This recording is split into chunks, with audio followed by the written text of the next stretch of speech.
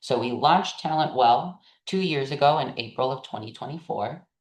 And the goals of the program were to, one, elevate the importance of talent strategy, two, help organizations strengthen recruitment, hiring, and other important talent practices, three, connect organizations to the right consulting support, four, to build a diverse network of search and talent consultants, and lastly, generate real-time insights and data on talent that we were discovering. So overall, we accomplished and learned a lot in the last 2 years through our work in Talent Well. And during the diagnostic and capacity planning processes, we surfaced a lot of gaps. One, most importantly, being that talent systems are more often than not fragmented and reactive rather than strategic. And on top of that, the leadership and workforce planning that were needed for that to happen were really critical constraints on performance. So as a result, we saw a lot of the project demand reflect these kinds of needs. So projects were really focused on building core talent infrastructure, like drafting talent strategies, revising organizational designs. And they were focused on strengthening leadership through coaching, development, and succession planning. So we're going to talk a little bit more about what that looked like. By the numbers, in the past 2 years, Talent Wealth supported 28 organizations across 17 states in all four regions of the country.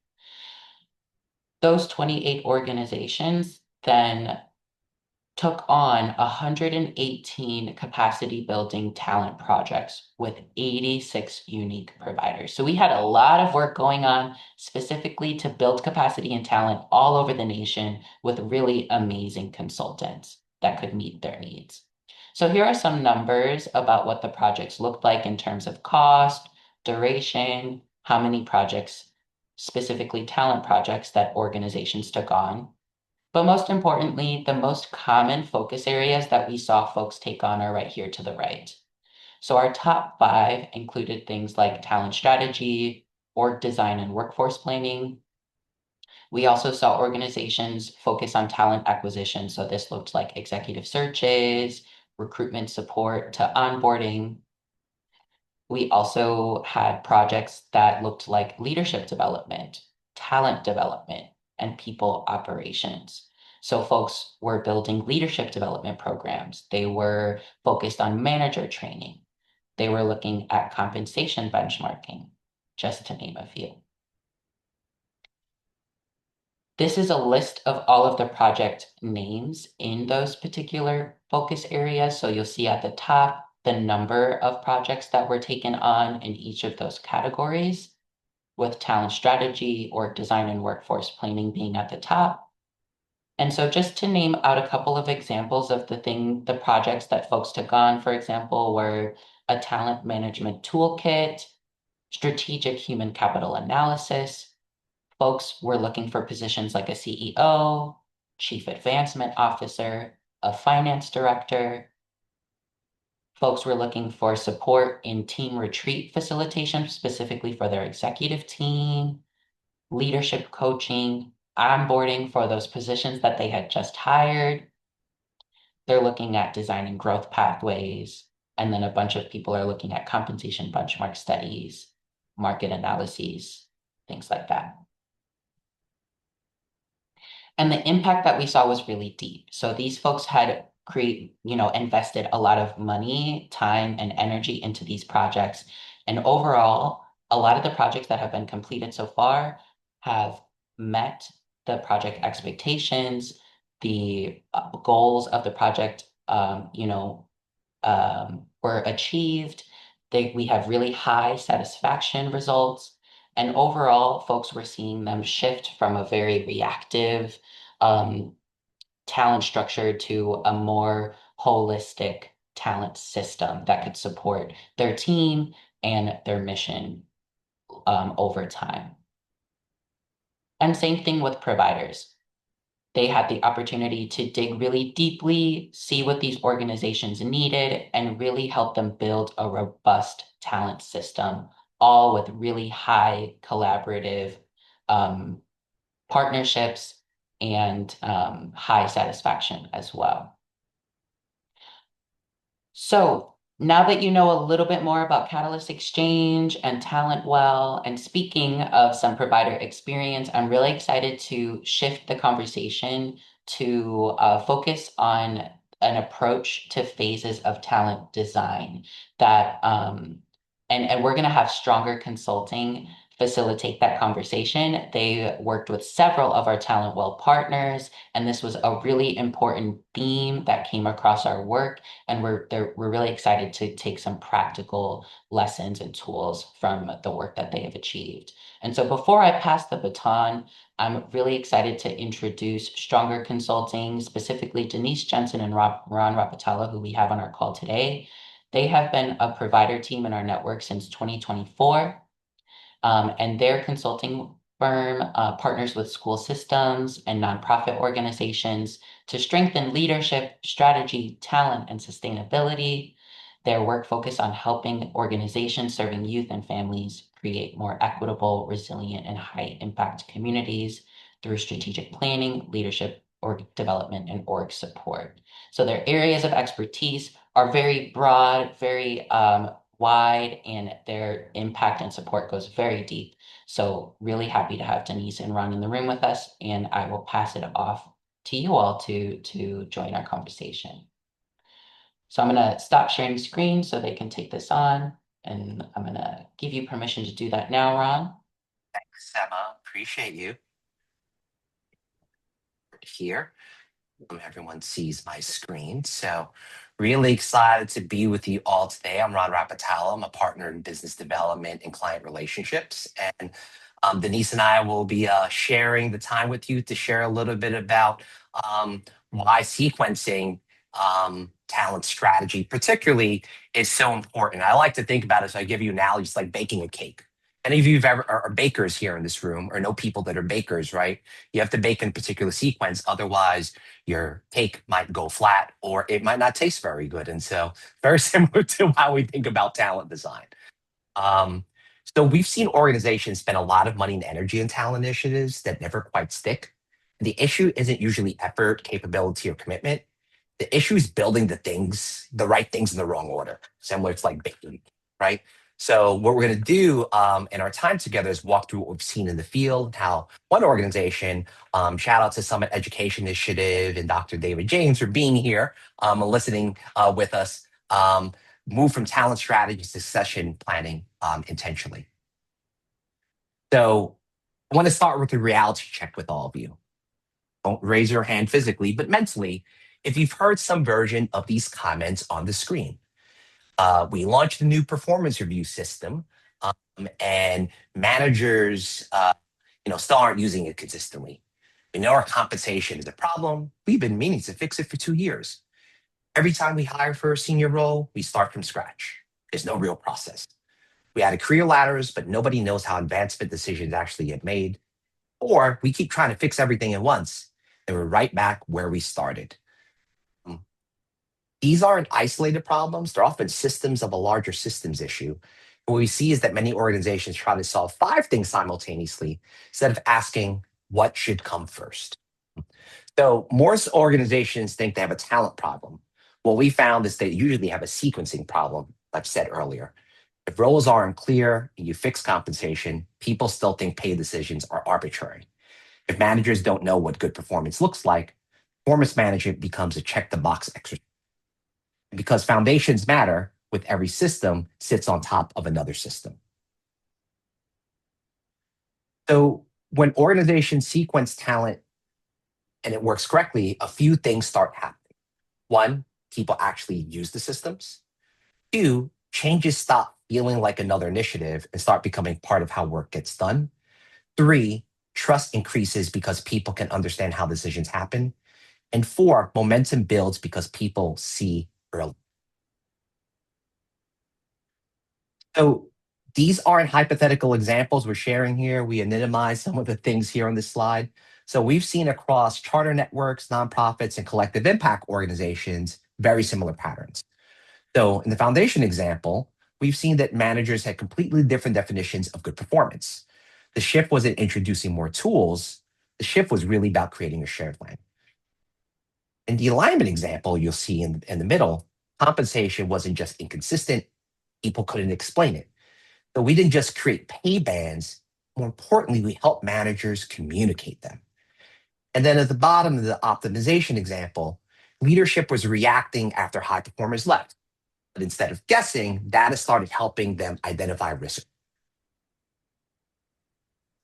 I'm going to turn it over to Denise now, who's going to lead you through the next portion of our slides. Denise. Yeah, thanks, Ron.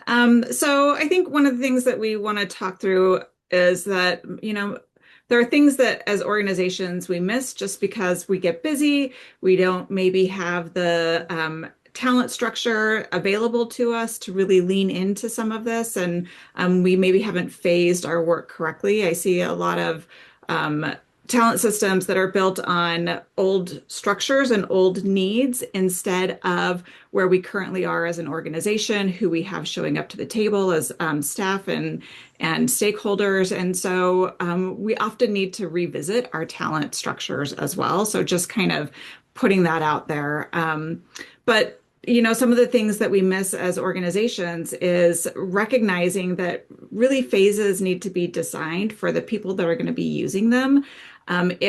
If people don't know how to use them or why to use them, they're not going to use them, or it then becomes a checkbox that they're going to end up using. And so we really want to build systems that answer, why am I doing this in the first place? How does this performance review really relate to me? How does this job description actually relate to the work that I'm doing? And how does the job description relate to the work that the organization is doing overall? And so we want to really build trust amongst staff, and we do that through transparency and through consistency, and having really consistent processes that you can see a through line across the entire talent system as to why, where somebody's at in each stage and why it matters.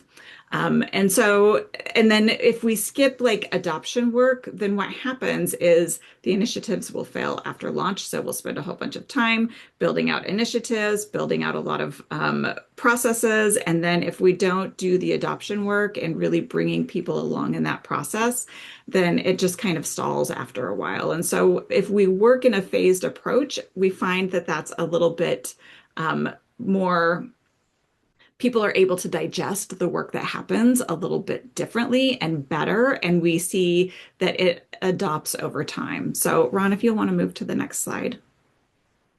This is kind of the framework that we think of when we think of talent systems, and think of building them from a sequenced kind of perspective. So we really want to have a good foundation so that everybody's speaking the same language about what good looks like within this organization. And so the things that we're going to build out in a foundation, for the foundation, are things like our people philosophy. We want to get really good role clarity. We want to have a really solid job architecture, so that we can do standardized hiring, and managers have accountability and a way to hold people accountable for the work that they're doing. And then we move into the next sequence is alignment. And this really helps build coherence across the system. And it helps the system reinforce each other instead of working at cross purposes. I think a lot of times what I see is we've got like a strategic plan that's our 5-year strategic plan, but we have no job descriptions with KPIs that match to that strategic plan. And so we've got systems that are trying to move the organization forward, and they're not working together as cohesively as they could. And so in this phase, what we're going to do is build things like performance management that are tied to our values, tied to our strategic plan, tied to our mission. We're going to have a compensation philosophy and structure that's really clear. And we're going to create really visible career pathways in this phase as well.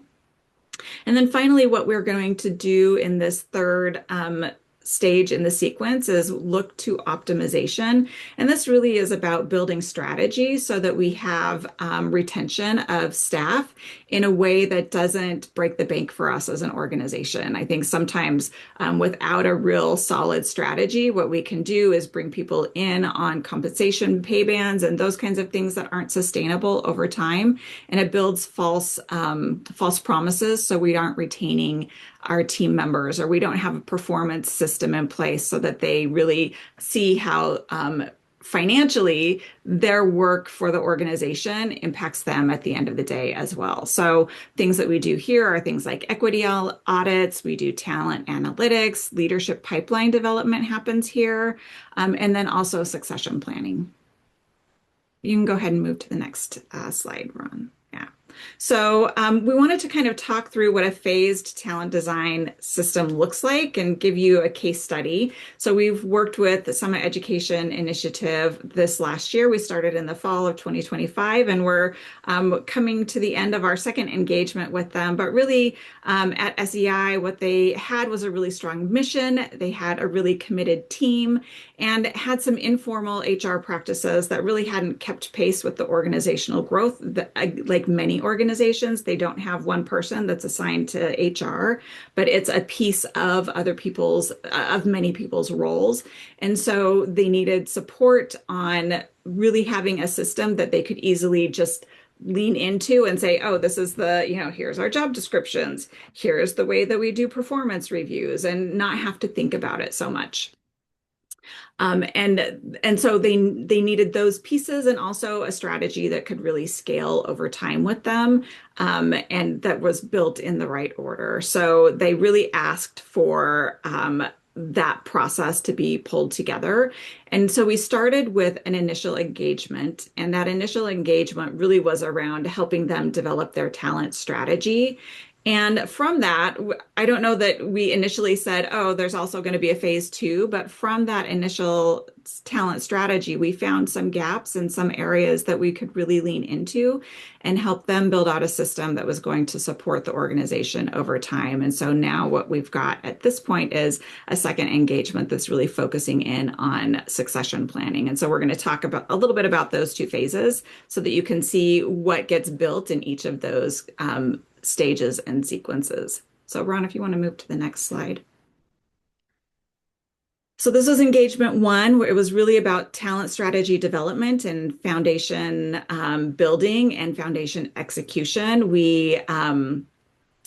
We met with the executive director. We took a look at their strategic plan. We did a lot of data gathering. So that looked like looking at their organizational documents and how they function as an organization, getting a real sense of staff culture, pain points amongst the staff, and conducting surveys that really helped us really kind of line up where the organization was.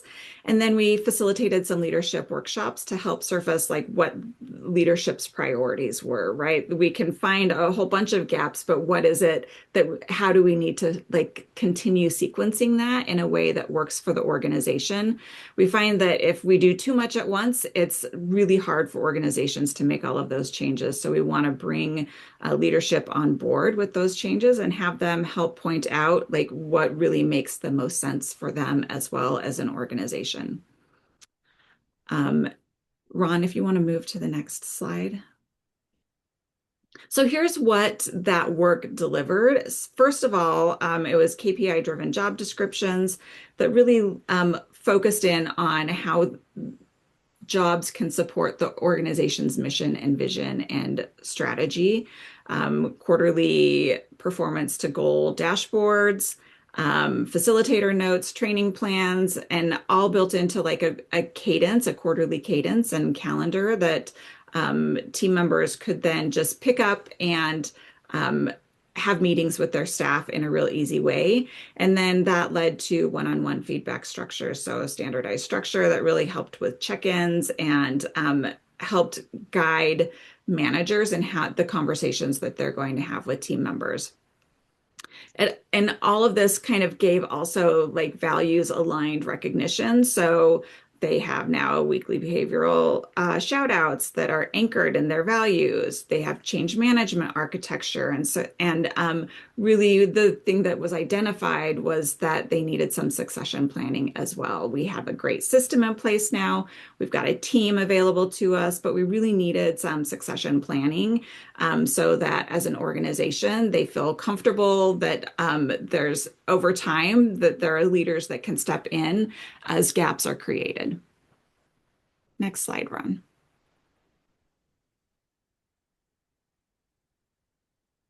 So, engagement two, then from there, that learning and realizing that we needed succession planning, and this was an important piece of all of this work. Now that we had all of that foundation in place, we could really do the succession planning. And so, what this looks like, and this is the work we're engaged with them currently on, is discovery, taking a look at the current state. We learned a lot of this in the original project, but we needed to do a little more level setting, making sure that we were all in the same place.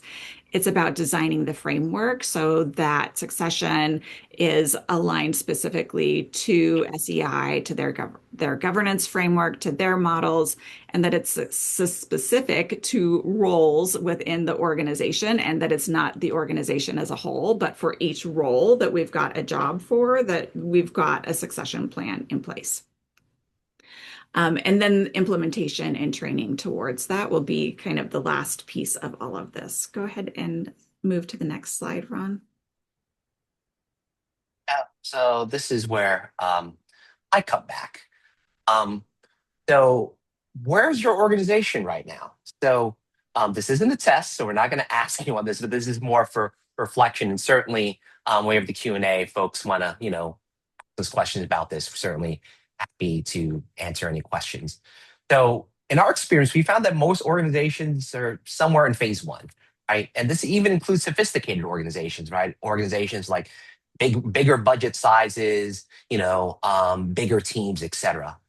And so, um, if you think about this, how many of you in this room see yourselves in phase one or phase two?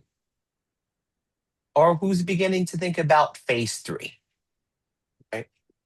Um, think as you reflect on these slides, point isn't judgment about where you are. It's knowing, just like when we work with Summit Education Initiative, is knowing where you are before deciding where to go. I'm going to leave you all, Denise and I will leave you all with three fundamental questions. One, do we have a shared foundation? Two, are systems connected or operating independently? And then three, are we designing for adoption or simply for compliance?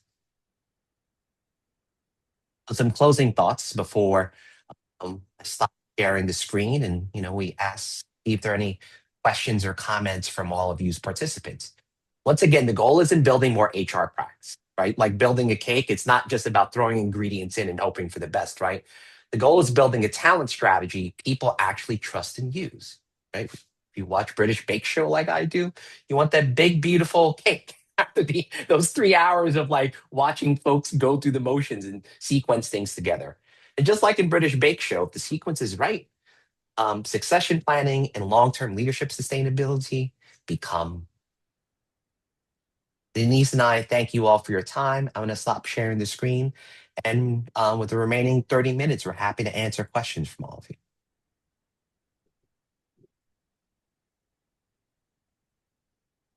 Any questions? We'll take questions. Folks want to put it in the chat. Feel free to come off of mute or Denise or I to answer questions. Totally okay if questions don't come up now. We did have some time planned to have y'all connect with one another in breakout rooms. So I'm gonna invite y'all to take that opportunity. If you are driving for whatever reason or cannot attend the breakout room, that's totally fine. If you find yourself in one of those rooms, feel free to come back and we can have a larger conversation in the main room. But I'm gonna share my screen really quickly because we'd love for y'all to connect on a few things. So while you're in there, please share your name, where you're calling in from today, and what brought you to this conversation. Um, talk about any ahas that you had throughout the presentation, any new information or new ideas that the conversation prompted. And what are some wonderings or questions that y'all might still have? I know that Denise and Ron did a great job lending y'all some questions to ponder over, so maybe that's a great starting point as well. Hi, everyone. Welcome back. I ended up just putting everyone in the same breakout room because of the distribution, how it worked. So I hope that it was a fruitful conversation. Thank you again so much for joining us. Thank you, Ron and Denise, for sharing your approach, tools, experience with us. It is so cherished. And we look forward to seeing you hopefully at our future sessions. We have one coming up every Thursday for the next 2 weeks. So come join us next with Agility Talent Partners, where we'll learn about aligning strategic plans and talent systems. And then we'll also hear from Daniel's Talent Solutions about placing leaders in the place-based partnership space. I'll share. Oh, thank you, Carly, for sharing those registration links. You'll also get reminders.